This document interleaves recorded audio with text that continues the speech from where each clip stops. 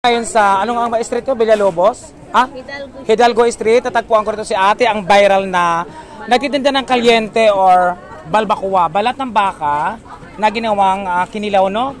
So sa Ilocano na salita ay kalyente. Pudil katat. Ha? Pudil katat sa ano, tawag nila. Pudel katat?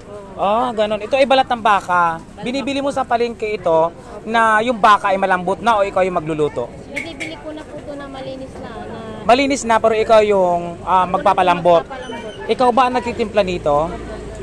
Ano ang mga feedback ng mga nakatikim nito? Ano yung mga nasasabi nila? Masarap daw. Masarap. Binabalikan na yan, sir. Oo.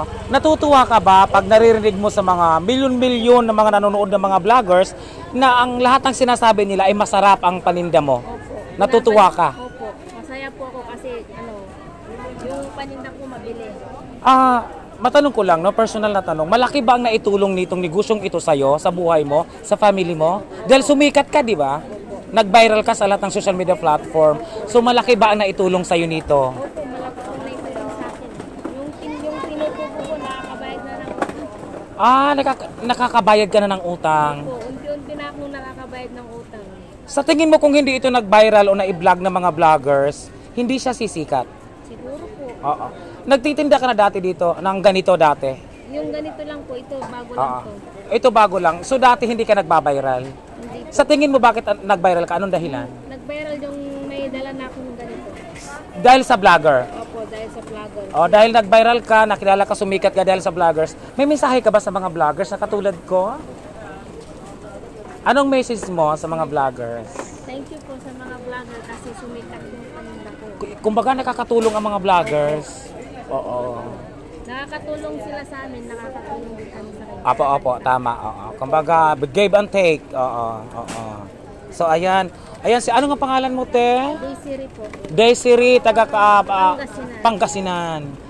Bakit dito mo napili magtinda ng ganito? Pwede ka na magtinda sa Pangasinan. Marami pong nagtitinda doon sa Pangasinan na ganito. Marami nagtitinda ng ganito sa Pangasinan. Oo. Pero hindi katulad mo na sikat.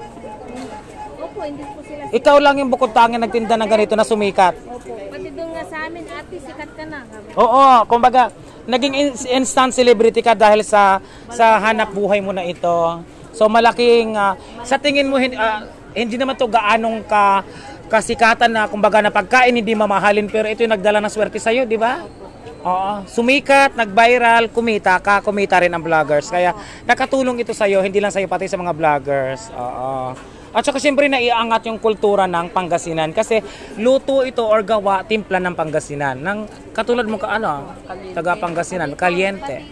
Pati ito mga ito, so i-promote na, natin, no? Ipinopromote, pinagmamalaki, ito, ipinopromote ko yung produkto ng Pangasinan, sariling atin, dahil ang Pangasinan ay isa rin sa mga magagaling o magluto ng mga ganito, no? Ayan, So ito yung paninda ni ate. Ano nga ba yung pangalan mo ulit, te? Desiree po. Desiree, apelyido ni Desiree?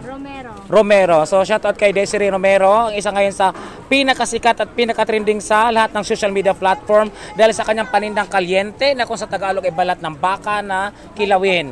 At ito naman ay linuluto daw sa katas ng tubo. Ayan. Ito naman ay tinatawag na tupig.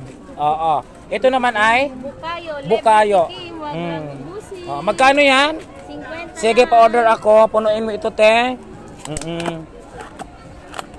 Ayan, umorder ako ng kalyente at umorder din ako ng bukayo. Ikaw ba ang nagluluto nito? Yung asawa ko pong nagluluto nito. Yung asawa mo ang nagluluto? Ikaw ang nagtitimpla. Oh my God, ang galing nyo naman. Ayan. Okay, so ito na, pakibalot na, te. Patibay ng relasyon. Papatibay din ng relasyon ito.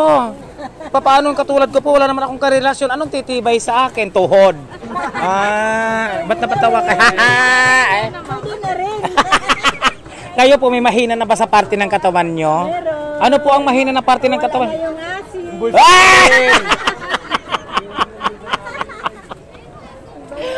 Ang saya naman ng vlog ko ngayon. So ayan. Ito na na-order ko, no? Bring home na to. Tikman nyo, sir? Hindi na. Tumikim na ako, nabusog na ako. So ang hindi bayad sa akin yung ito na lang na Ano nga ba ito? Malagkit. Yan yung laman. Parang biko. Oo.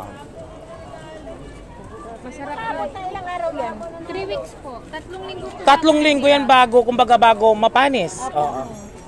Oh. Ito naman 5 days. Ano ito, bukayo, nyug talaga, Buko buko. siya, sir. Yung nilalagay sa 250. Asawa mo ang nagluluto niyan. Sa Pangasinan. Dinadala dito sa Maynila. Nagbe-biyahe po ako dito, sir. Oo. Kakarating ko lang kaninang madaling araw. Mm-mm. Tapos uwi ako bukas.